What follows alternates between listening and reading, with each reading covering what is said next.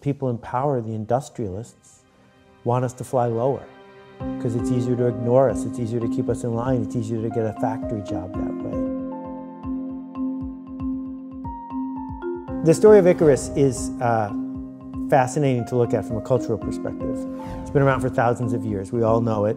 Daedalus and Icarus go to a desert island. Daedalus, the dad, makes wings out of feathers, gives them to his son, puts them on with wax, says to his son, obey your father, we're flying out of here.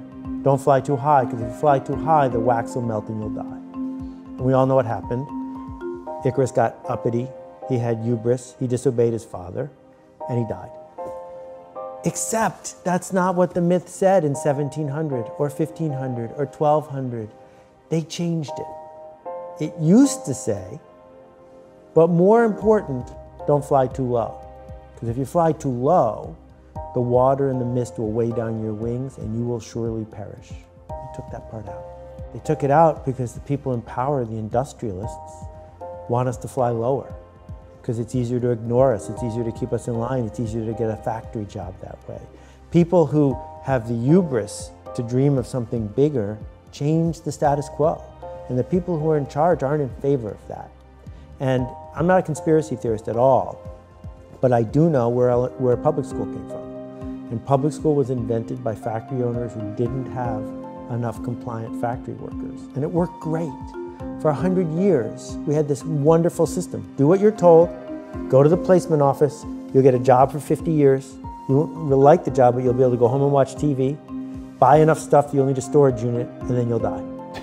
And the deal was straightforward and kept on both sides.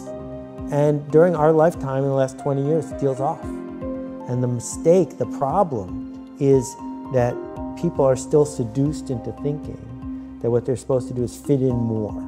And social media has made it worse because there's this whole pack mentality of how do I fit in more, with small bursts of here's one quick tip for a flat stomach and 3 different ways to get rich, and you can learn to flip houses today and be a millionaire tomorrow, none of which work, right? But the combination of those two mean that people are starting to feel broken and bitter because the promise isn't being kept.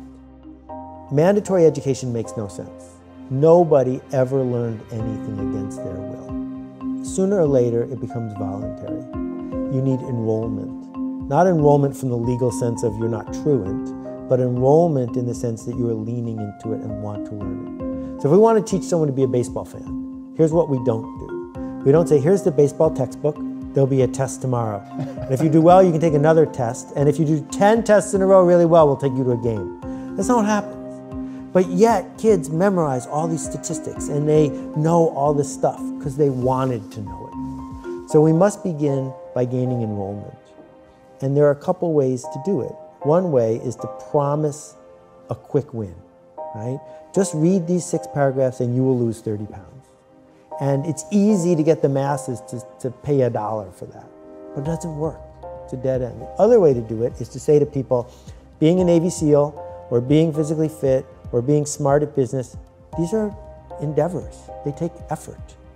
If you're ready to pay the price to get the benefit, there are people who will teach you. So it's the opposite of the question, will this be on the test? If you're asking, will this be on the test, from an online course or from a school, what you're basically saying to the teacher is, without a certificate, I don't need to be here. I'm only here to prove that I was here. And in this post-educational institution world that we're entering, certificates are worth less and less. What's actually worth something is, did you sign up to learn something where you opened yourself up to possible failure, opened yourself up to the stress of becoming someone else in a way that made you better? So the system wants you to feel mostly powerless because they have power, you don't. And it also wants you to feel inadequate until you buy more stuff, because that's what marketers sell us, is the idea that until you buy this, you're incomplete. It turns out those two things don't make people happy. What makes us happy is agency, knowing that we have some sort of control over what's going to happen in our life. And unfortunately, the economic structure that we live in isn't going to be easy for most people to fix, not in the short run. But what we can fix right now is how we respond or react to what's happening in front of us. And my friend Kat Hoke says you can't be curious and angry at the same time. That's interesting. So you get a choice. Right? You get a choice in the traffic jam. You get a choice when you're dealing with an angry clerk. You get a choice with a bureaucrat. Am I going to be curious about how this person got to this moment? Or am I going to be angry at the situation? We could dig deep and say, in this moment, I'm going to choose to be the best version of myself and seek possibility.